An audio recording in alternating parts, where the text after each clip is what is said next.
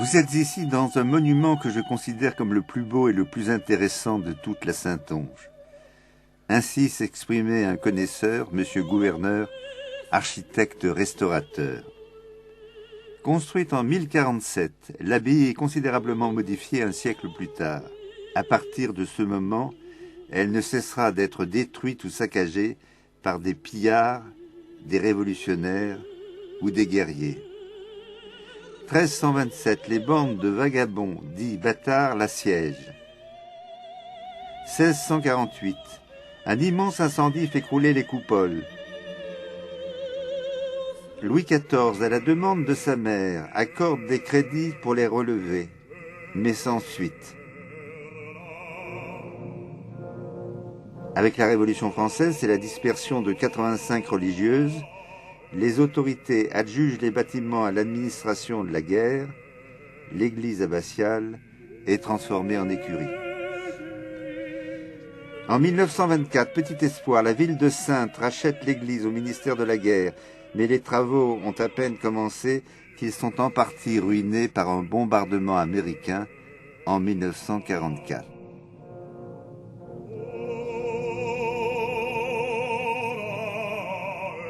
Malgré ses péripéties, le plus souvent tragiques, l'abbaye a survécu et est parvenue jusqu'à nous, sinon intacte, du moins totalement authentique.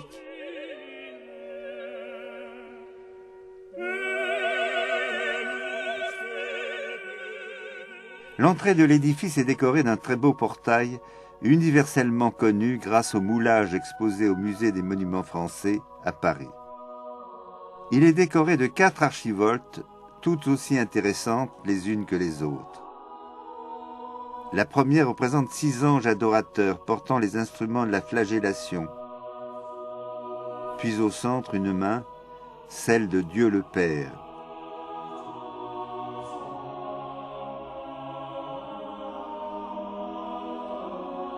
La deuxième archivolte comporte au centre l'agneau, figure du Christ. Il est nimbé, chargé d'une croix triomphale, puis de gauche à droite, les 4 évangélistes, Luc le bœuf, Matthieu l'ange, Jean l'aigle, Marc le lion. La troisième archivolte présente une succession de personnages groupés 2 par 2 et brandissant des sabres. Pour certains, ils annoncent les malheurs du temps, pour d'autres les martyrs des premiers âges. La quatrième archivolte représente 54 vieillards couronnés, se regardant 2 à 2 et jouant de la musique.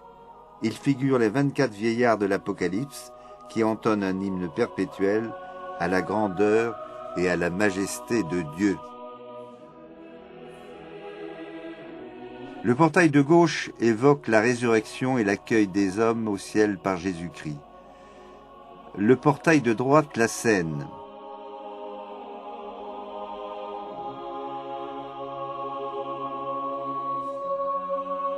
Au centre, Jésus est entouré de ses 12 apôtres. Chacun des personnages est assis et possède une petite tablette placée sur ses genoux. Les chapiteaux des 3 portails sont d'une richesse inouïe. Ils évoquent les luttes fabuleuses d'hommes qui se débattent dans les liens qui les enserrent, menacés par des animaux fantastiques. C'est la lutte contre les puissances du mal.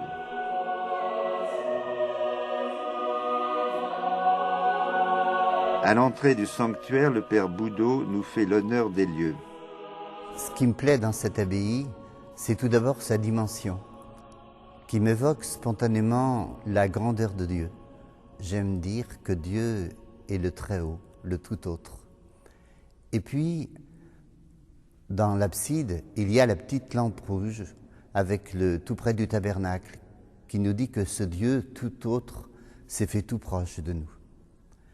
Et au-dessus du tabernacle, Marie, qui se tient les mains jointes, qui est à l'écoute de Dieu, disponible à Dieu dans son cœur. Les chaises sont disposées d'une manière particulière. Pourquoi ? Parce que nous sommes dans une abbaye et un peu comme dans les monastères, on aime ici chanter les psaumes en se répondant de cœur à cœur. Et pour la deuxième partie de la messe, les chrétiens qui le veulent se rassemblent autour de l'autel de l'Eucharistie. L'intérieur de l'édifice est majestueux, dans une simplicité et une pureté de lignes remarquables que ne viennent troubler aucune statue, aucun tableau. L'édifice est orné de coupoles aujourd'hui disparues, mais pour les maintenir en place, l'architecte du XIIe siècle avait prévu de larges et puissants piliers. Ce système de construction avait pour avantage de rendre les anciens murs latéraux complètement indépendants des coupoles qui auraient risqué sans cela de les écraser. De même, pour supporter le nouveau clocher, on rétrécit la croisée du transept par un jeu de colonnes en faisceau. Ainsi, dans ce sanctuaire qui remonte au fond du Moyen-Âge, tout est fait pour assurer l'équilibre des poussées, la seule inspiratrice est la géométrie.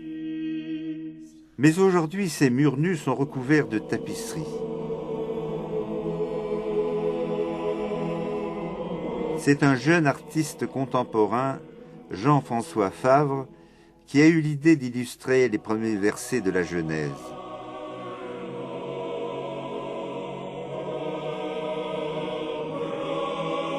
Les jours de la création défilent dans 13 compositions calmes et hiératiques. De la première tapisserie, l'Esprit de Dieu planait sur les eaux, à la 12e, Dieu, en 3 personnes, contemple son œuvre.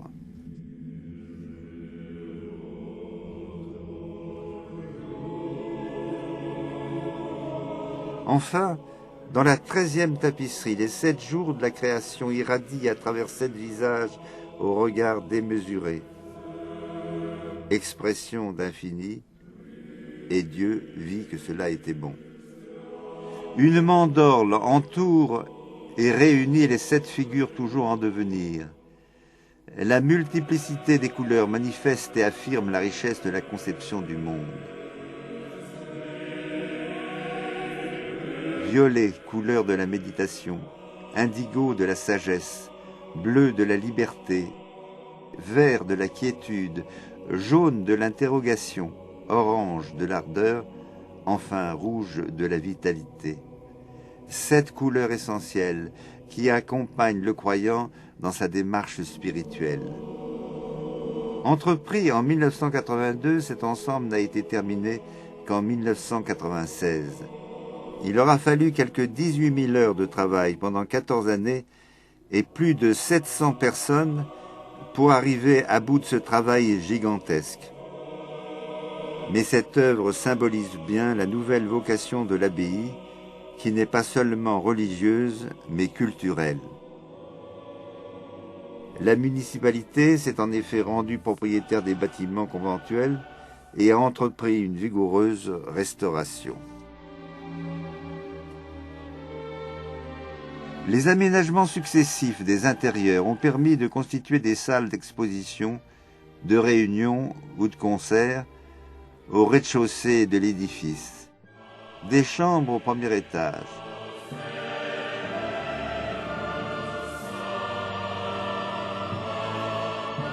Le second étage abrite le conservatoire municipal. Les cellules démoniales sont appréciées des musiciens qui peuvent perfectionner leur technique dans un cadre stimulant. Grâce à un programme de réhabilitation intelligent, les locataires ont trouvé une réponse satisfaisante à leurs demandes.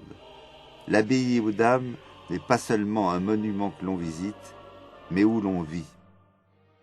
Enfin, pour redonner corps à l'abbaye, il fallut retrouver les vestiges du cloître. Des recherches furent réalisées par des archéologues auxquelles s'adjoignirent rapidement des bénévoles. Ainsi, grâce à la conviction de femmes et d'hommes d'horizons divers et qui ont agi en commun, l'abbaye revit de nos jours. Elle est désormais un centre culturel à la vie intense, alliant le plaisir des yeux à celui des oreilles.